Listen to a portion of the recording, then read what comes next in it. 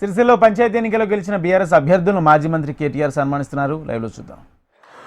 గౌరవనీయులు పెద్దలు మన జిల్లా పార్టీ అధ్యక్షులు శ్రీ తోట ఆగయ్య గారికి, గౌరవనీయులు కరీంనగర్ జిల్లా పరిషత్ ఉమ్మడి జిల్లాకి జిల్లా పరిషత్ చైర్మన్ గా పనిచేసిన సోదరి శ్రీమతి తుల ఉమ గారు, గౌరవ మన కేడీసీసీ అధ్యక్షులు పెద్దలు రవీంద్రరావు గారు, సెస్ అధ్యక్షులు గౌరవనీయులు చిక్కాల రామారావు గారు, గౌరవ రాజన్న సిరిసిల్ల జిల్లా పరిషత్ మాజీ అధ్యక్షురాలు సోదరి అరుణ గారు, గౌరవనీయులు టెక్స్టైల్ కార్పొరేషన్ మాజీ అధ్యక్షులు పెద్దలు గూడూరి ప్రవీణ్ గారు, జిందం చక్రపాణి గారు, అట్లాగే గోపాలరావు గారు, రాజిరెడ్డి గారు, దిండి శ్రీనివాస్ గారు, సురేంద్రరావు గారు, అంజిరెడ్డి గారు, వెంకటస్వామి గారు, తిరుపతి గారు, మన నారాయణరావు గారు, కృష్ణహరి గారు, అదేవిధంగా పేరు పేరున వేదిక పైన ఆసీనులైన పెద్దలందరికీ కూర్చోండి.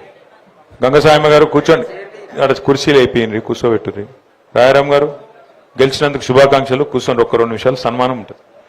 అట్లాగే ఈరోజు మరి ఈ కార్యక్రమానికి హాజరైన పత్రికా మిత్రులకు, మరి అందరికంటే ముఖ్యంగా గత వారం 10 రోజులుగా వీరోచితంగా పోరాటం చేసి మరి ఎక్కడికక్కడ ప్రతి గ్రామంలో అద్భుతంగా తమ శక్తిని యుక్తిని అన్నిటినీ ప్రదర్శించి మరి గెలిచి వచ్చిన సర్పంచులకు, గెలిచి వచ్చిన వార్డు సభ్యులకు, ఉప సర్పంచులకు, అట్లాగే పోటీ చేసి కొద్ది తేడాతో ఓడిపోయిన మన బీఆర్ఎస్ నాయకులందరికీ పేరు పేరున గట్టిగా చప్పట్లతో వారికి హృదయపూర్వకంగా అభినందనలు చెప్పాలని చెప్పి నేను మిమ్మల్ని అందరినీ కోరుతా ఉన్నా.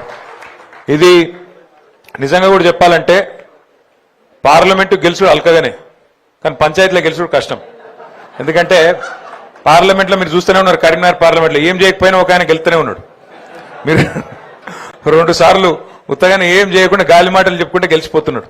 కానీ పంచాయతీ ఎన్నికలు గెలవాలంటే మాత్రం చాలా కష్టం. ఎందుకంటే ఒక్కొక్క మనిషిని పట్టుకోవాలి, ఒప్పించుకోవాలి, మెప్పించుకోవాలి. ఎందుకంటే ఎట్లెట్లా ఓట్లు తగ్గుతే అట్లెట్లా ఓట్లకు విలువ పెరుగుతుంది. కాబట్టి ఒక్కొక్క ఓటే కీలకమైతుంది. అక్కడక్కడ టాస్లు గెలిచిన వాళ్ళు ఉన్నారు, అక్కడక్కడ 1 ఓటుతో గెలిచిన వాళ్ళు ఉన్నారు, అక్కడక్కడ 4 ఓట్లు, 5 ఓట్లు, 6 ఓట్లు, 10 ఓట్లలో గెలిచిన వాళ్ళు ఉన్నారు. కాబట్టి పంచాయతీ ఎన్నికల్లో గెలవడం సామాన్యమైన విషయం కాదు. ఇంకోటి మీకు తెలుసు, అధికార పార్టీగా మనం ఉన్నప్పుడు, గతంలో 10 సంవత్సరాల అధికారంలో ఉన్నప్పుడు ఇక్కడ మన సిరిసిల్లలో కాంగ్రెస్ ఎన్ని సీట్లు గెలిచిందన్నాడు. ఇప్పుడే నేను అడుగుతున్న ఆగన్నను, మన రవీంద్రరావు గారిని, యాది కూడా లేదు ఎవరికి. ఎందుకంటే డబల్ డిజిట్లో కూడా రాలేదు. 117 గ్రామ పంచాయతీలు ఉంటే కనీసం 10 సీట్లు కూడా గెలవలేవు వాళ్ళు ఆ రోజు. ఏది మనం అధికారంలో ఉన్నప్పుడు. ఇలా మనం అధికారంలో లేము, నిజానికి ప్రతిపక్షంలో ఉన్నాం. సరే, ఉమ్మక్కకు డౌట్ వచ్చింది మనం అధికారంలో ఉన్నామా లేమా అని, కానీ నాకేం డౌట్ లేదక్క, మా వాళ్ళకు కూడా ఏం డౌట్ లేదు. ఇక్కడ అధికారులు, పోలీసు వాళ్ళు, కాంగ్రెస్ వాళ్ళు, వాళ్ళ దౌర్జన్యాలు, వాళ్ళ కిరాతకాలు గత 2 ఏళ్లుగా అనుభవిస్తున్న వాళ్ళందరికీ తెలుసు. మనం ప్రతిపక్షంలోనే ఉన్నాం. కానీ మీరు యాద్ చేసుకోండి ఒకసారి, ఇప్పుడు గత 20-25 రోజులు ఎలక్షన్లు అయినాయి. కనీసం నేను ఏదైనా గ్రామంలోకి వచ్చి మైక్ పట్టుకొని ఉపన్యాసం చెప్పినా, నేను తిరిగినా ఎక్కడైనా, పోనీ ఫోన్ చేసి ఫలానోళ్ళో కోటేయండి, ఫలానోళ్ళో కోటేయద్దని చెప్పి నేను అప్పీల్ చేసినా, పక్కన కాంగ్రెస్ ఎమ్మెల్యే వేములవాడలేమో ఊరూరు తిరిగిండు మైక్ వేసుకొని, తిరిగిండా లేదా? ఇక్కడ కాంగ్రెస్ వాళ్ళు కూడా తిరిగిండు ఊరూరు. కానీ ఏం జరిగింది మరి? 117 గ్రామాలుంటే సిరిసిల్లలో 80 గ్రామాల్లో మళ్ళీ గులాబీ జెండాను ఎగిరింది అంటే ఇది మీ గొప్పతనం, నాది కాదు. పార్టీ గొప్పతనం, పార్టీ నాయకత్వం గొప్పతనం, మీ గొప్పతనం. ఎందుకు అంటే ఇవాళ పార్టీ అంత బలంగా ఉంది కాబట్టే క్షేత్రంలో అధికారంలో ఇంకొకరు ఉన్నా, కాంగ్రెస్ ఉన్నా, ఇక్కడ మాత్రం కేసీఆర్ గారి మీద ఉన్న ప్రేమ, కేసీఆర్ గారి మీద ఉన్న నమ్మకం, గులాబీ కండువా, గులాబీ జెండా మీద ఉన్న ప్రేమతో 80 మందిని మనోళ్ళని గెలిపించినందుకు సిరిసిల్ల ప్రజలకు హృదయపూర్వకంగా నేను శిరస్సు వంచి వారికి ధన్యవాదాలు తెలియజేస్తున్నా. కాకపోతే మరి సర్పంచ్ ఎలక్షన్ లెక్క నన్ను అడిగితే లెక్క కూడా చెప్తాను. ఎందుకంటే కొన్ని అనుమాన పక్షులు ఉంటాయి, వాళ్ళకి చెప్పాలి. ఎల్లారెడ్డిపేటలో మనం 14 గెలిచినాం, కాంగ్రెస్ 9 గెలిచింది, బీజేపీ ఒక 3 గెలిచింది. అట్లాగే గంభీరావుపేటలో మనం 19 గెలిచినాం, బీజేపీ 3 గెలిచింది, కాంగ్రెస్ 1 కూడా గెలవలేదు. అట్లాగే మనకు ముస్తాబాద్లో మనం 16 గెలిచినాం, కాంగ్రెస్ 3 గెలిచింది, బీజేపీ ఒక 3. మీరు చూస్తే తర్వాత వీర్నపల్లిలో మనం 11, కాంగ్రెస్ 4, 1-2 ఇండిపెండెంట్. తంగళ్లపల్లిలో మనం 20. మొత్తం చూస్తే 80 సర్పంచులు మనం గెలుచుకున్నాం.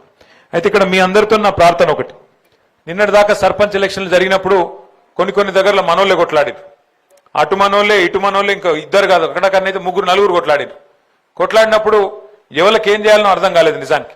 పార్టీ కూడా ఏమవుతుంది, ఒక ఊళ్ళే కొంతమంది అటు పోతారు, కొంతమంది ఇటు పోతారు, కులం పేరు మీదనో లేకపోతే దోస్తాన పేరు మీదనో ఇంకో దాని పేరు మీదనో ఇంకో దాని పేరు మీదనో అలగలగ అవుతారు, కొట్లాడతారు. కానీ ఇప్పుడు మన ఎండాకాలం వచ్చిందంటే మన దగ్గర క్రికెట్ మ్యాచ్లు పెట్టుకుంటాం, ఊళ్ళల్లో క్రికెట్ మ్యాచ్లు, వాలీబాల్ మ్యాచ్లు, కబడ్డీ మ్యాచ్లు పెట్టుకుంటాం. పెట్టుకున్నప్పుడు ఏమవుతుంది, ఊళ్ళోనే 4 టీంలు అవుతాయి, కొట్లాడతాం, ఒకళ్ళే గెలుస్తారు, మిగతా 3 టీంలు ఉంటాయి. మరి అదే ఊరోళ్ళు వాళ్ళు కూడా. కానీ గేమ్ అయిపోగానే కలిసిపోతామా లేదా, మళ్ళీ సాయంత్రం దావత్ చేసుకుంటామా లేదా? ఇప్పుడు కూడా గట్లే దయచేసి మీరు ఉండాలని చెప్పి నేను కోరుతున్నాను. ఎందుకంటే సర్పంచ్ ఎలక్షన్ అయిపోయింది, ఇక పగలు పంచాయతీలు నిన్న మొన్నటి దాకా కొట్లాడినాం కదా, రేపటి నుంచి వాడిని ముఖం చూడొద్దు, వాడు నన్ను తిట్టిన రోజు ఫలానా కాడ గిట్లా అన్నాడు గట్లా అన్నాడు అని జర మనసులో పెట్టుకోకుండ్రి.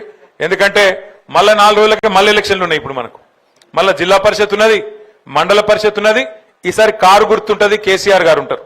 కాబట్టి ఈసారి మాత్రం మళ్ళొక్కసారి క్లస్టర్ బై క్లస్టర్ మనకు గ్రామ పంచాయతీలు 117 ఉన్నాయి, కానీ ఎంపీటీసీలు 57 ఉన్నాయి.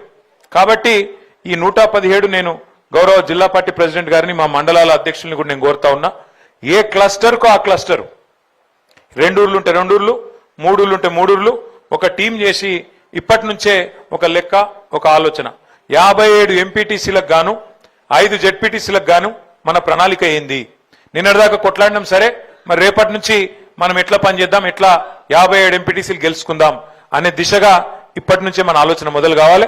ఎక్కడెక్కడైనా పంచాయతీలు ఉంటే దయచేసి ఇప్పటి నుంచే మండలాల వారీగా సమన్వయం చేసుకొని ముందుకు నడవాలని చెప్పి నేను మిమ్మల్ని కోరుతా ఉన్నా. దయచేసి ఇక్కడ గెలిచిన వాళ్ళు, అట్లాగే ఓడిపోయిన వాళ్ళు, నిలబడ్డ వాళ్ళు అందరికి కూడా నా ప్రార్థన, ఇది పార్టీ యొక్క ప్రతిష్టకు సంబంధించిన అంశం. కాబట్టి మనందరం కూడా ఐకమత్యంగా ముందుకు పోదాం. రేపు జిల్లా పరిషత్ ఎంపీటీసీ ఎలక్షన్లు ఎప్పుడు పెట్టినా, నిన్న మొన్నటి దాకా ఏమనుకున్నామంటే మరి కాంగ్రెస్ ప్రభుత్వం డిసెంబర్ ఆఖరి వారంలోనే నోటిఫికేషన్ ఇస్తుంది జిల్లా పరిషత్కు సంబంధించి అని చెప్పి వార్తలు వచ్చినాయి. కానీ నిన్న ముఖ్యమంత్రి గారి మాట చూస్తే మనసు మార్చుకున్నట్టు అనిపిస్తున్నది. ఎందుకంటే బీఆర్ఎస్ ఈ స్థాయిలో కొడుతుందని ఆయన కూడా అనుకోలే పాపం. ఈ స్థాయిలో అపోజిషన్లు ఉంటే కూడా కేసీఆర్ గారు కాలు బయటకు పెట్టకుండానే, కేసీఆర్ గారు కనీసం నోరు విప్పకుండానే మరి 12,000 సర్పంచులుంటే 32-33% మొత్తం రాష్ట్రంలో బీఆర్ఎస్ కొట్టింది అంటే ఆ దెబ్బకు మరి ఆయన వెనుకకు పోయినట్టే కనబడతా ఉన్నది. ఆ దెబ్బకు మరి వెనుక పోతాడేమో, పెట్టడేమో ఇప్పట్లా అని నేను అనుకుంటా ఉన్నా.